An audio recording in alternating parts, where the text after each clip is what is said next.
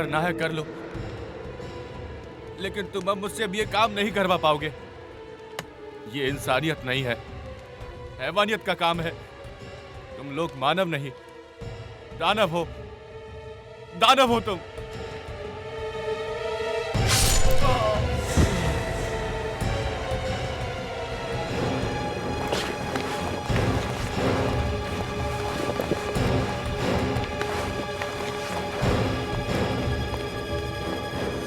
कान खोलकर सुन लो, जो हमारे खिलाफ आवाज उठाएगा तो उसे हमेशा के लिए सुला देंगे हम।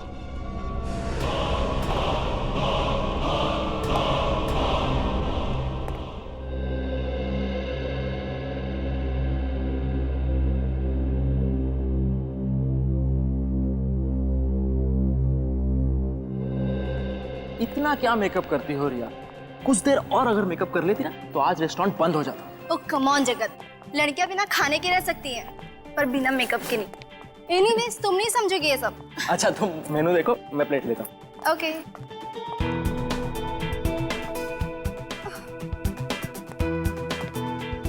ये कितना ऑयली है, मैं नहीं खाऊंगी ये सब। रिया थोड़ा खाने से कुछ नहीं होता है। नहीं, मुझे तो अपना 6 किलो वेट और कम करना है। एक काम करती हूँ, मैं सूप ले लेती हूँ। मैडम जी इतनी डाइटिंग करोगी तो एक दिन हवा में गायब हो जाओगी।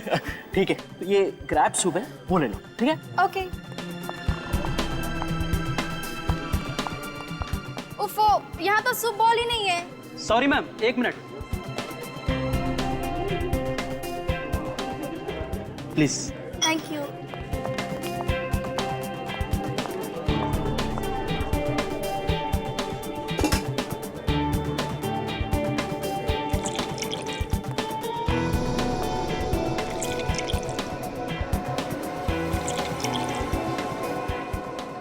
हो गया रिया?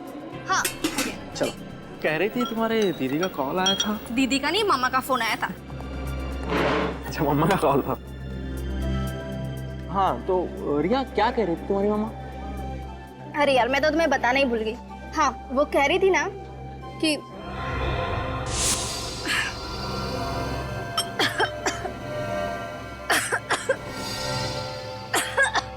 क्या हुआ रिया? कैसा तो लगता क्या हुआ रिया? क्या हो क्या रहा? रिया संभालो अपने आप को। रिया रिया रिया रिया खाना गले में तो नहीं अटक गया? क्रैब सूप पी रही थी। रिया मुझे पानी खिलाओ ना उसे। क्या हुआ है? रिया ये लो पानी। रिया पानी। ये तो मर गई है। रिया रिया उठो। रिया रिया रिया रिया उठो। रिया रिया कौन है इस होटल का मैनेजर? सर मैं हूँ मैनेजर। तुम इस होटल के मैनेजर हो? क्या मिलाया था तुमने सूप में? सर हमने सूप में कुछ नहीं मिलाया था सर। तुम जाकर बावर्ची को बुला कर लाओ जल्दी। बावर्ची को बुलाने की जरूरत नहीं है, अब तो सीआईडी आएगी।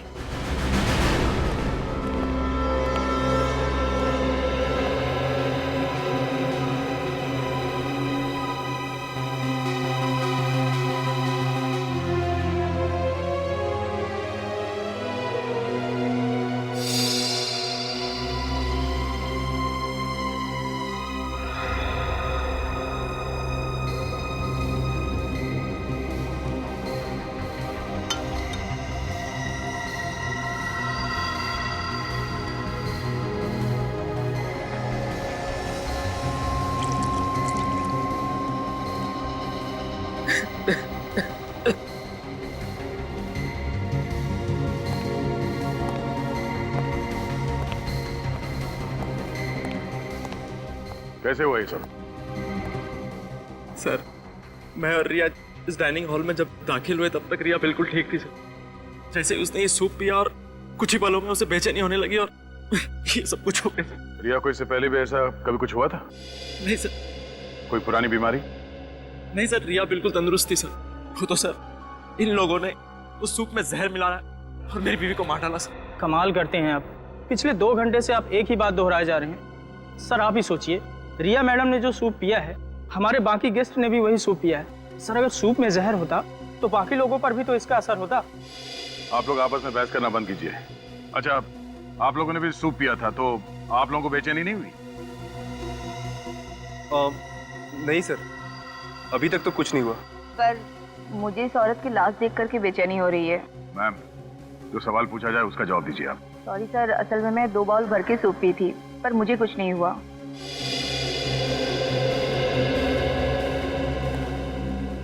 हाँ पूर्वी, कुछ पता चला?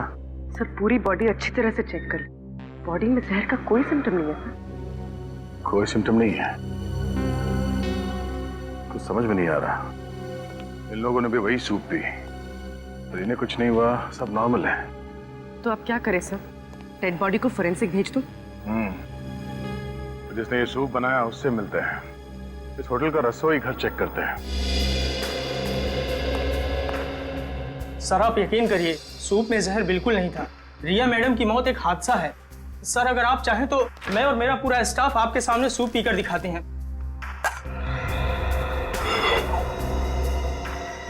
मैं आप लोगों को एक आखिरी मौका देता हूँ, सच बताओ। हाँ? क्या सूप में जहर था? नहीं साहब, सूप में जहर नहीं था।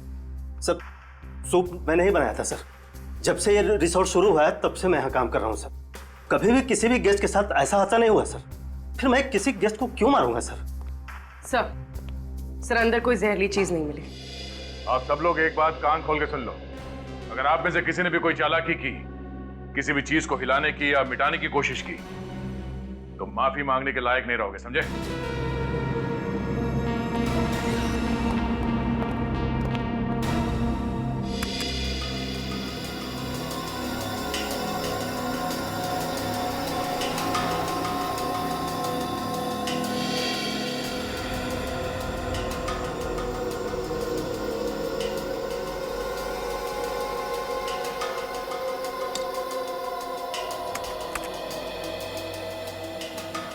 सर इस बात पर तो कोई भी विश्वास नहीं करेगा।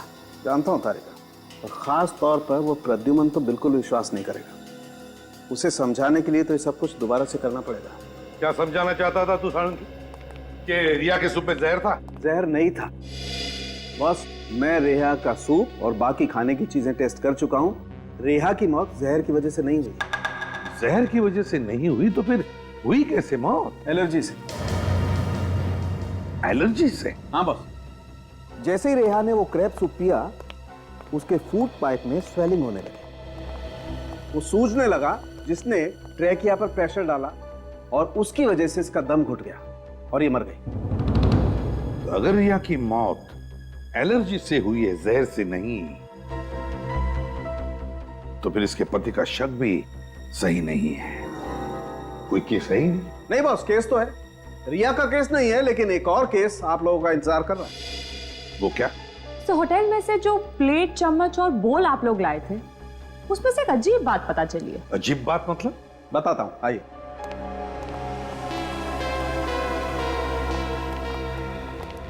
बॉस, ये चम्मच सेरेमिक का है और सेरेमिक 3000 डिग्री सेल्सियस पे पिघलने लगता है। अब मैं इसे हाई टेम्परेचर बीम पर तोड़ता हूं। लेकिन सर आप इसे तोड़ना क्यों चाहते हैं? क्योंकि ये ऊपर से सेरेमिक का है, इसके अंदर कुछ और है।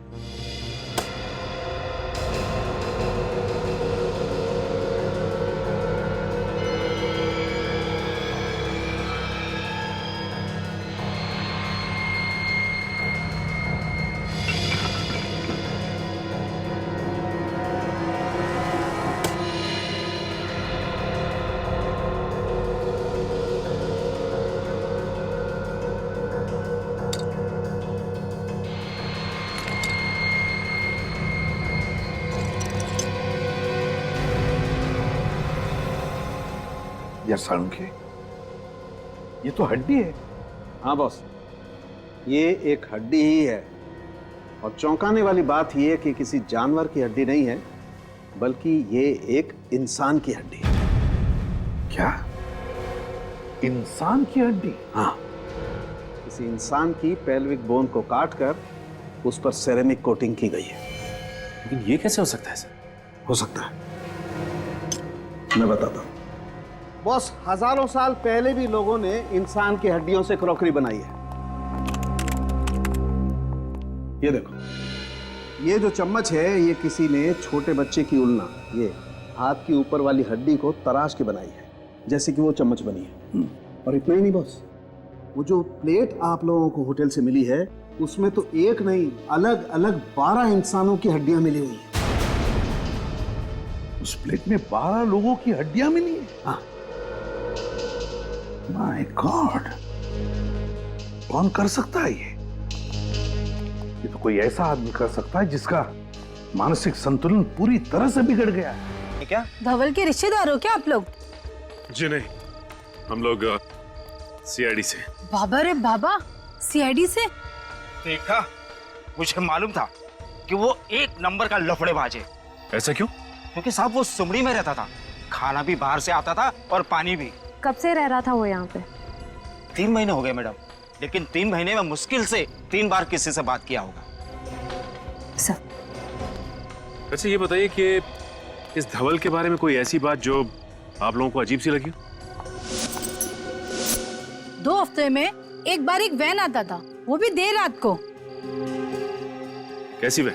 वो तो मालूम नहीं साहब, लेकिन वो वैन यहाँ घर के सामने आकर खड़ी रहती थी। यहाँ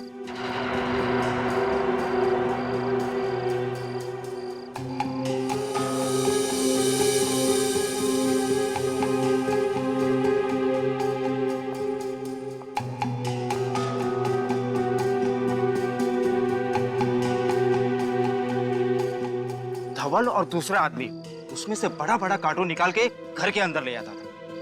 ठीक है, अगर आप लोगों की जरूरत पड़ेगी तो हम बुलाएंगे। आप लोग यहीं रुकिए। जी। क्या श्रेया, कुछ मिला क्या? सर ये देखिए, शायद धवल की फोटो है ये। धवल की फोटो? इस फोटो को देखिए, क्या यही धवल है? हाँ साहब, यही धवल है।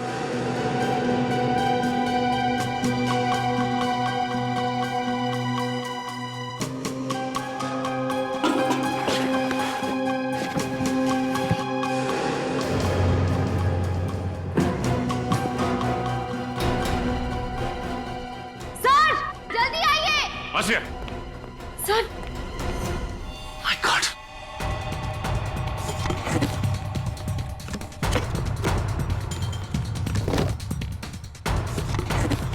Oh no! इतने सारे कंकाल। लेकिन सर, धवल ने इन लोगों का खून किया, किसी को पता कैसे नहीं चला? ये लोग चीखे तो होंगे, बदबू तो आई होगी। नहीं श्रेया, इन्हें यहां नहीं मारा गया है, बल्कि इन्हें बाहर मारा गया है और इनकी हड्डियों को लाया गया है कार्टन्स में। लेकिन सवाल ये उठता है कि ये लोग थे कौन जो मारे गए, और धवल ने इन्हें मारा कहाँ है? सर, एसीपी सर ने कहा है कि सारी क्रॉकरी की दुकानें चेक करो, पर कहीं कुछ पता ही नहीं चल रहा है। श्रेया, मुझे पूरा यकीन है कि ये क्रॉकरी जिन्होंने होटल में दी है तो किसी ना किसी दुकान में भी जरूर दी होगी। ध्यान से देखते रहो। सर ये भी क्रॉकरी की दुकान ही लग रही है। चलो चल के देखते हैं। भाई साहब, हम लोग सीआईडी से। सीआईडी? जी हाँ, सीआईडी। अच्छा ये बताइए कि इस तरह की क्रॉकरी कौन बनाता है और कहाँ बनाई जाती है? सर ये देखिए, इस प्लेट पर भी बिल्कुल वैसी डिजाइन बनी हुई है। इस दुकान का मालिक कौन है? हम दोनों सर। मेरा नाम मानिक और ये मेरा भतीजा सागर है। आप लोग हमारी दुकान पर क्यों आए? क्रॉकरी बेचना कोई गुनाह है क्या? क्रॉकरी बेचना तो गुनाह नहीं है, लेकिन इस तरह की क्रॉकरी बेचना गुनाह जरूर है। ये बताइए, इसे सप्लाई कौन करता है आपको? सर ये कोई बड़ी फैक्ट्री का माल तो है नहीं, बाकी और क्रॉकरीज की तरह इस पर किसी कंपनी का नाम नहीं है। सेल्समैन आते हैं और सैंपल के तौर पर ये सेट यहाँ छोड़ जाते हैं, बाकी उनका माल बिकता है तो ये रोकड़ा हम उनको देते हैं। और ये माल लगातार नहीं मिलता, 2-3 महीने में एक ही बार आता है। और हाँ, हर बार सेल्समैन भी अलग अलग होते हैं। इसे पहचानते हैं आप लोग? हाँ, अरे ये तो वही सेल्समैन है ना जो पिछले 2-3 महीनों से ये माल सैंपल के तौर पर हमें देखा जाता था। हाँ। क्या नाम था इसका? धवल, और आजकल फरार रही है। सर आप क्या बात कर रहे हैं, कुछ समझ नहीं आ रहा। देखिए, हम आपको डराना नहीं चाहते, लेकिन आइंदा से इस तरह की क्रॉकरीज अपनी दुकान में मत रखिएगा, समझे? लेकिन क्यों? क्योंकि ये सिर्फ सिरामिक से नहीं बल्कि इंसान की हड्डियों से बना है।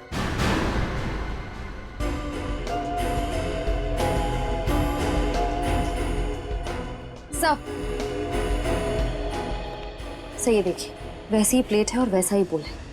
रिपेयर और रिपेंट करने के लिए पीछे रखा हुआ था।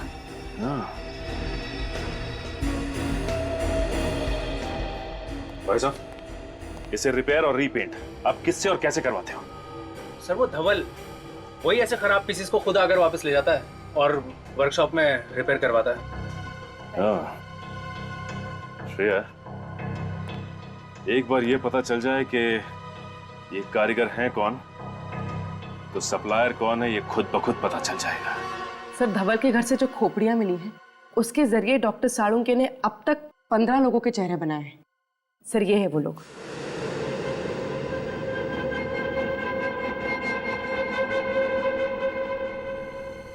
सर ये सारे लोग लावारिस हैं और इनका कोई भी रिकॉर्ड हमारे पास नहीं।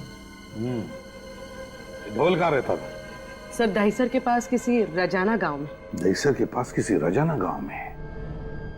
इस रजाना गांव के पास तो कोई मुर्दाघर है, और ये जो कोई भी ये सब कर रहा है तो जरूर कहीं ज्यादा दूर नहीं जाएगा लाशों के लिए। रजाना गांव के पास के मुर्दाघर से ही लाशें उठाई होंगी उसने। पता लगाओ इस मुर्दाघर से। उस समय से मुझे ऐसा लग रहा था कि मुर्दाघर से कुछ लाशें कम हुई है, लेकिन जब आपने कंकाल की मदद से बने हुए चेहरे दिखाए तब मुझे यकीन हुआ। आप यहाँ के एडमिनिस्ट्रेटर हैं, आपके नाक के नीचे लाशें गायब हो रही हैं, आपको पता नहीं चल रहा है? मुझे अपने स्टाफ पर जरूरत से ज्यादा विश्वास था, तो गलती मेरी है सर। ये हमें देख के भाग क्यों गया? पता नहीं। हमारे बारे में से कुछ बताया था क्या? सिर्फ इतना है कि सीआईडी गायब लाशों की इंक्वायरी कर रही है। दरवाजा खोलो। देखो तुम बच के जा नहीं सकते, खोलो दरवाजा।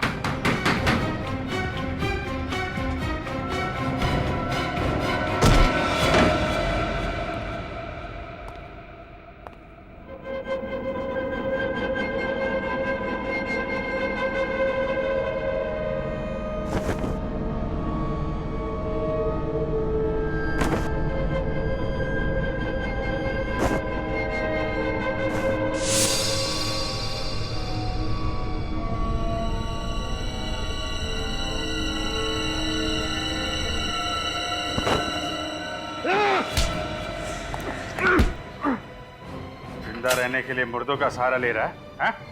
छोड़ दो मुझे, जाने दो। कहाँ जाएगा?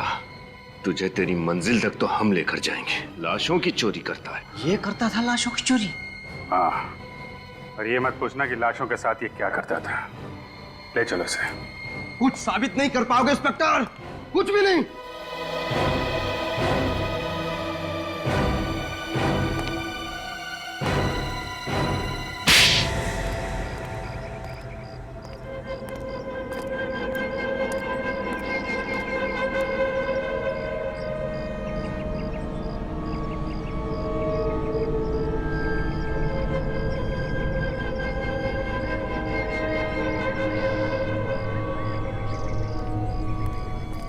श्रेया, तुम्हें पूरा यकीन है कि यही वो जगह है? हाँ सर, हमारे खबरी ने इसी जगह के बारे में बताया था जहाँ पर क्रॉकरी पर हैंड पेंटिंग करने वाले कारीगर काम करते हैं। सर उसने तो ये भी बताया था कि इनमें से कुछ कारीगर रात में कभी कभी गायब हो जाते हैं।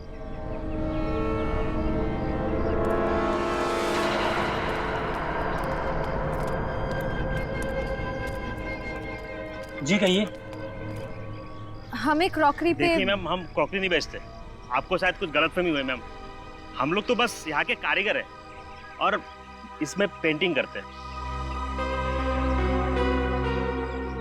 हमें भी ऐसे कारीगर की तलाश है जो इस तरह की पेंटिंग कर सके। ये देखिए,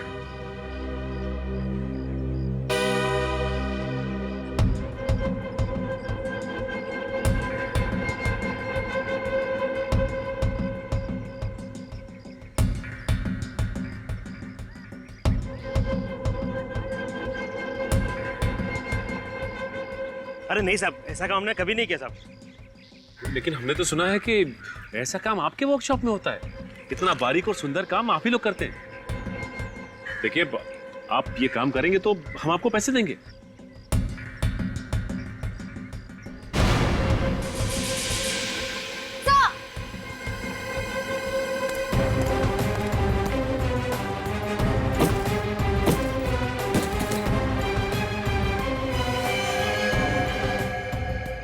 ये तो मर चुका है। रुक जाओ, गोली मार दूंगा मैं।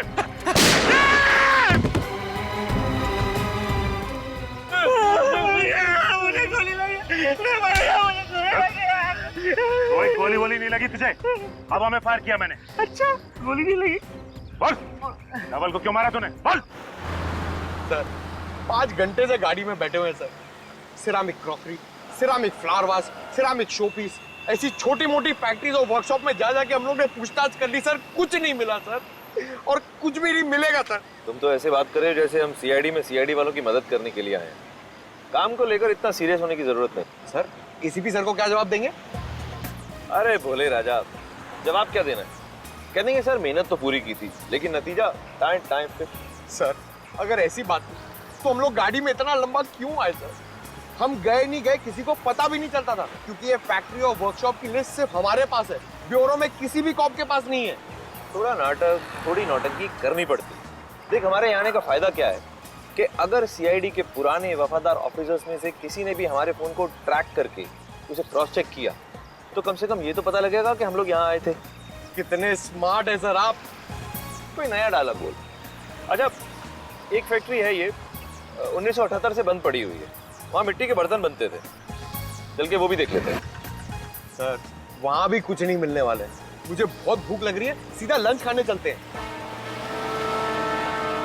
और तुम मुर्दाघर में लाशों की हिफाजत करने के बजाय उनका सौदा करते थे, हाँ या ना? हाँ सब किया था, लेकिन मैं तो सिर्फ लावारिस लाशों का ही सौदा किया करता था साहब, बस लावारिस लाशों का ही। धवल क्या करता था? क्या करता था वो लाशों की हड्डियों के साथ? सर उसने बताया मेरा एक बॉस है, वो इस हड्डियों से दुनिया की सबसे बेहतरीन क्रॉकरी बनाना चाहता है साहब, दुनिया की सबसे बड़ी बेहतरीन। कौन है धवल का बॉस? कौन है वो बॉस? बताओ। नहीं पता साहब, नहीं पता, माँ की सब, मुझे कुछ नहीं पता साहब, मुझे कुछ नहीं पता साहब, मुझे छोड़ दो। ले जाओ इसे, ले जाओ इसे सचिन। और तुम दोनों धवल का खून क्यों किया? हमने खून नहीं किया साहब, हमने कुछ नहीं किया साहब, हमने कुछ नहीं किया तो फिर भाग्या क्यों मारा? साहब हम अपना काम कर रहे थे साहब, धवल जी तो गुंडों के साथ आए और कहा कि सीआईडी आ रही है, वो डर के भागने की कोशिश मत करना, नहीं तो सीआईडी वालों को शक हो जाएगा साहब। साहब पता नहीं अचानक क्या हो गया, धवल जी वहीं पे गिर गए साहब, और साहब गिरते वो मर गए साहब। बताओ, तुम्हें मालूम था ना कि वो क्रॉकरी इंसानी हड्डियों से बनती थी? हाँ साहब, हम गरीब आदमी है साहब, हमें क्रॉकरी पेंट करने का 20,000 रुपया मिलता था साहब। साहब हम मना नहीं कर सकते साहब, अगर काम करने से कोई मना करते ना साहब उनको भी मार के उनकी हड्डियों की क्रॉकरी बना देते साहब। है कहाँ ये फैक्ट्री? कहाँ है फैक्ट्री? बताओ जल्दी। साहब गुंडे हमारी आंखों में पट्टी बांध कर ले जाते थे साहब, हम नहीं जानते साहब। आंखों पर पट्टी बांधते थे?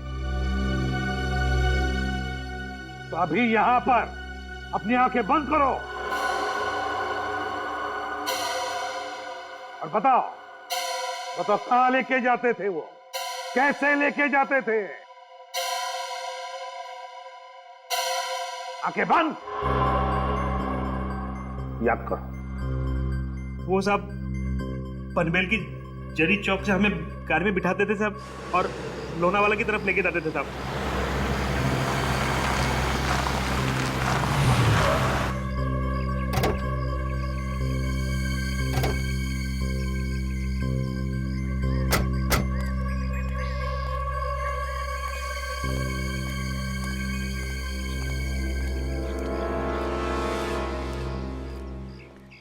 सर दिखने में तो कितनी बड़ी फैक्ट्री लग रही है ना।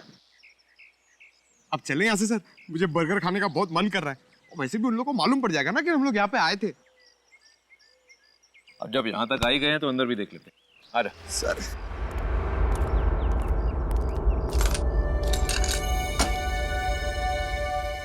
ये फैक्ट्री 1978 से बंद पड़ी है, फिर ये ताला नया कैसे? सर अभी तो आपने कहा था कि हम लोग सीआईडी का काम करने नहीं आए, तो ये ताला नया हो कि पुराना, आपको क्या फर्क पड़ता है?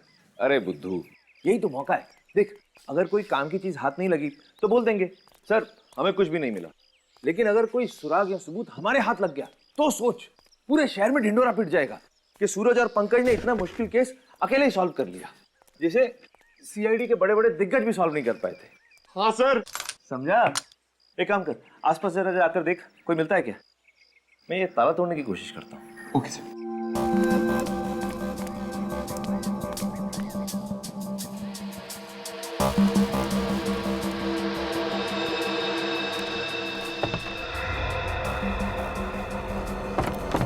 सर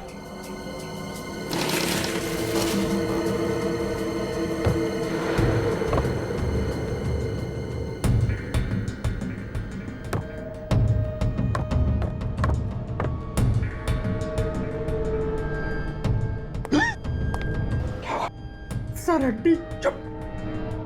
सर मैं कह रहा हूं अभी भी वक्त है, दया सर और अभिजीत सर को बुला लीजिए। ये जगह बहुत डरावनी है सर, मुझे बहुत डर लग रहा है। ऐसी छोटी मोटी तहकीकात के लिए उन्हें बुलाने की क्या जरूरत है? खुद कुछ नहीं करेंगे क्या? चुपचाप मेरे पीछे आओ, देखिए इस कमरे में है क्या।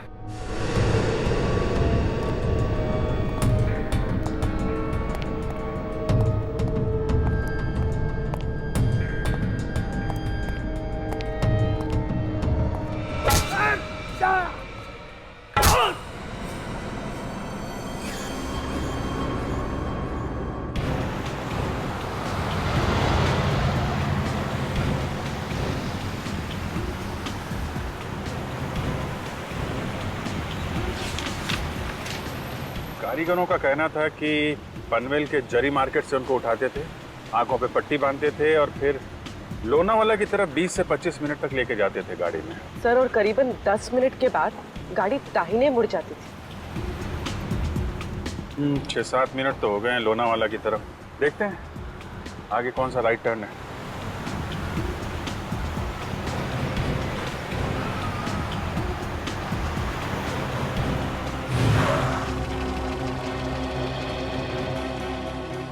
चिरंगी लेन,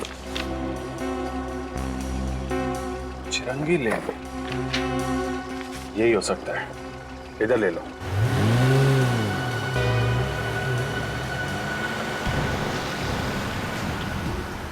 सर ये रास्ता तो शहर से दूर जंगल की तरफ जा रहा है। सर, उम्मीद है कि उन कारीगरों का अंदाजा सही होगा। पूर्वी 6 महीने से लगातार उन लोगों को इसी रास्ते पे लेके जा रहे हैं। उनका अंदाजा गलत नहीं होगा कि सूरज और पंकज का भी मोबाइल आखिरी बार यहीं पे ट्रैक किया गया था। इधर ही चलो।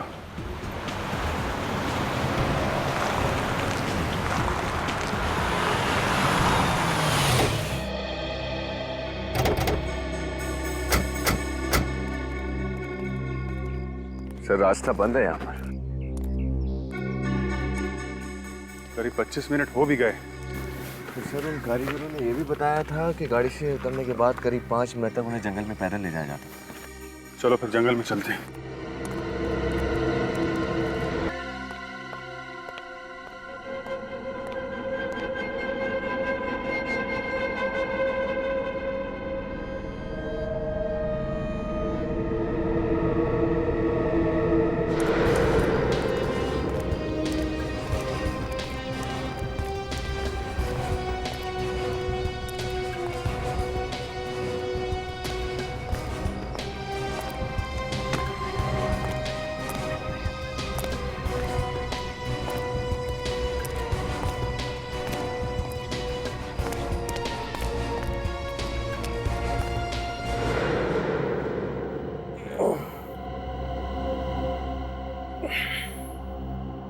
पंकज, पंकज, पंकज, पंकज, उठ। चुप, चुप, धीरे बोल, धीरे बोल, धीरे बोल। सर,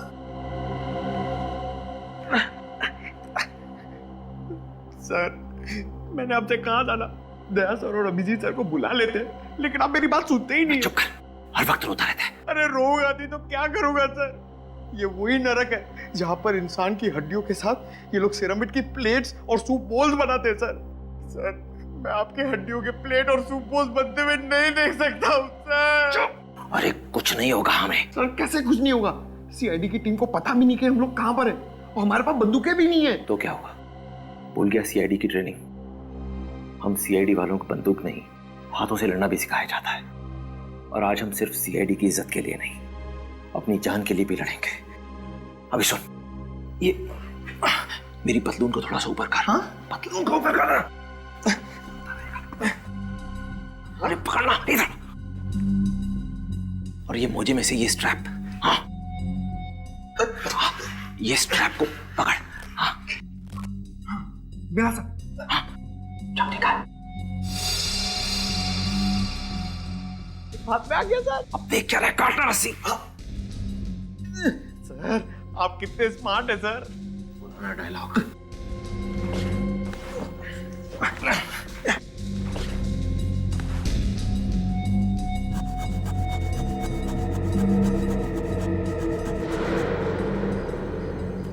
सर इतने बड़े जंगल में उस जगह को ढूंढना बहुत ही मुश्किल होगा।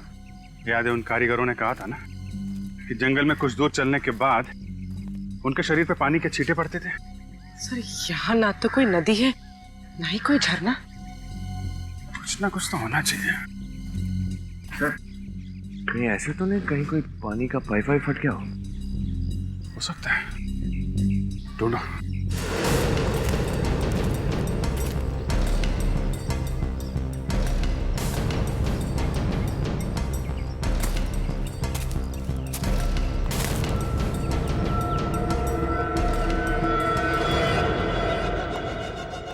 जा रहे शेरा, देख क्या उन दोनों सीआईडी ऑफिसर्स को। अब तक तो होश आ गया होगा, कब से तड़प रहा हूं उन दोनों से मिलने को। जा देख क्या जल्दी। Yes boss.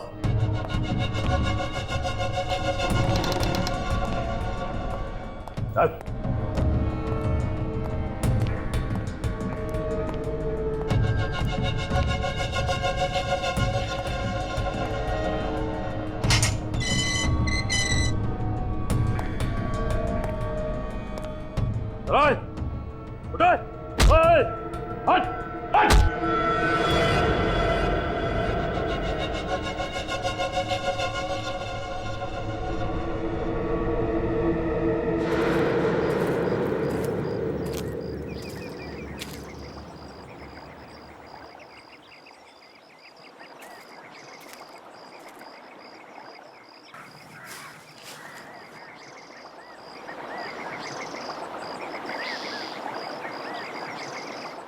विनीत, पूर्वी,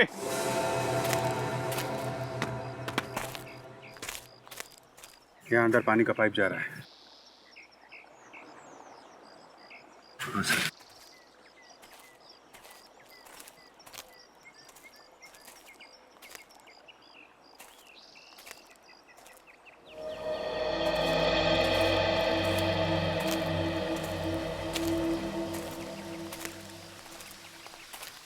ओह,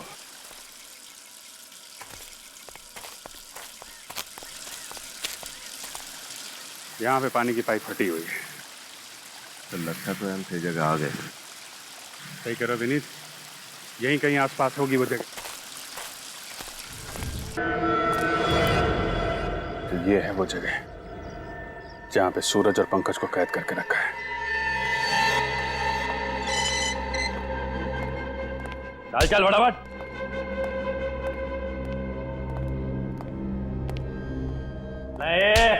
चलो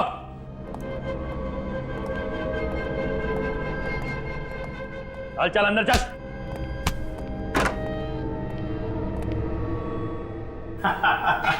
आओ मेरे मेहमानों, आओ। अब तक तो तुमने देख लिया होगा ये मेरा छोटा मोटा कारोबार। तुम? आप लोग हमारी दुकान पर क्यों आए? क्रॉकरी बेचना कोई गुनाह है क्या?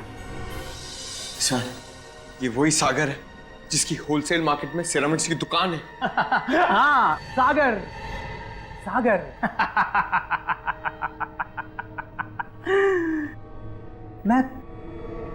मैं प्यार का सागर हूं, दया और मानवता का सागर।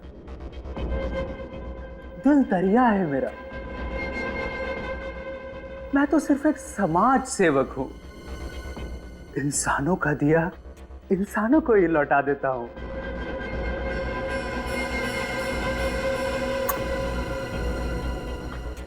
इंसानों की हड्डियां मिट्टी में क्यों मिले? इन हड्डियों से बर्तन क्यों ना बनाए जाए हैं?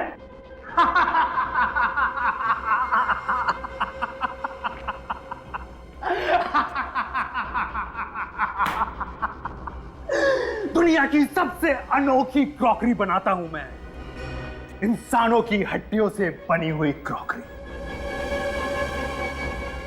और इस बार तो कुछ अनोखा डिजाइन करना होगा, कुछ स्पेशल, जिसमें सीआईडी अफसर्स की हड्डियां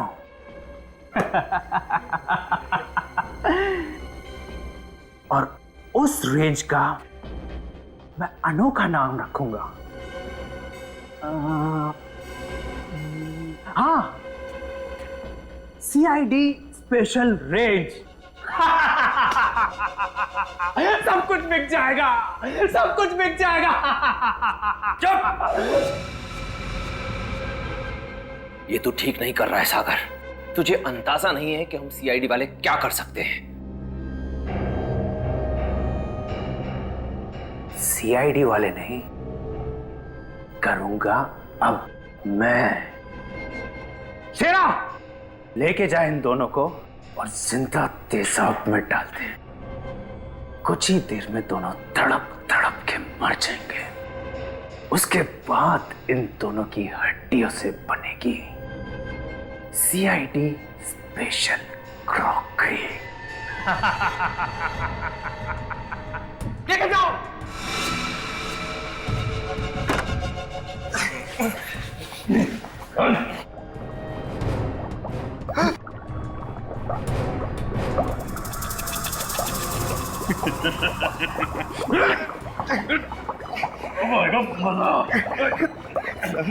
और बर्दाश्त नहीं हो रहा सर।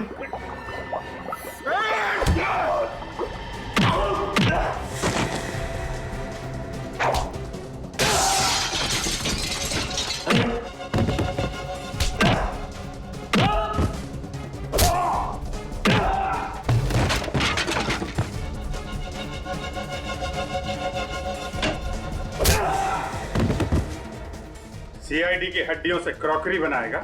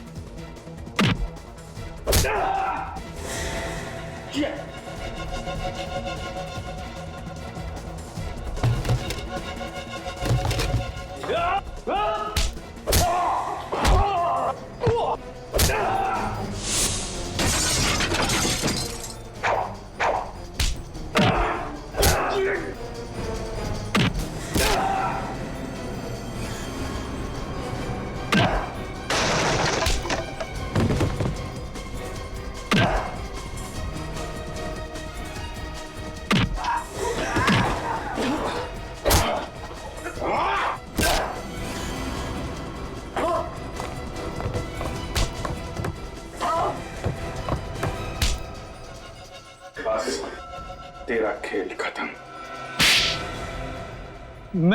मैंने कोई जुर्म नहीं किया, मैंने कोई जुर्म नहीं किया। ये तो एक कला है। कला। इंसानी हड्डियों से बर्तन बनाना ये कला है। बर्तन बनाना कोई जुर्म थोड़ी है। मैं तो मुर्दा घर से सिर्फ उन्हीं लाशों को खरीदता था जो लावारिस होती थी, क्योंकि मैं नहीं चाहता था कि उन लाशों की हड्डियां जमीन में गलकर मिट्टी बन जाए। जब तुम्हारा काम मुर्दों की हड्डियों से चल रहा था तो फिर मासूम लोगों की जानें क्यों ली? जो भी मेरे रास्ते में आया, जिसने भी मेरे कारोबार में दखल देने की कोशिश की, मैंने उसकी जान ली। सबसे पहले तो मैं उन कारीगरों को मारता था जो मेरा काम करने से मना करते थे, और फिर उसके बाद में उनकी हड्डियों से बर्तन बनाता था। और धवल को क्यों मारा तुमने?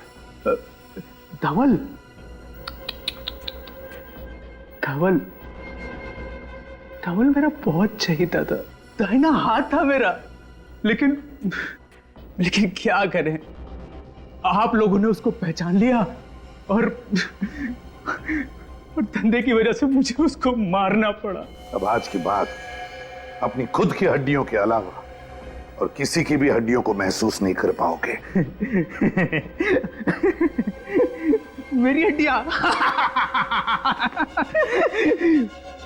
मरने के बाद मैं अपनी हड्डियों से भी बर्तन बनाऊंगा।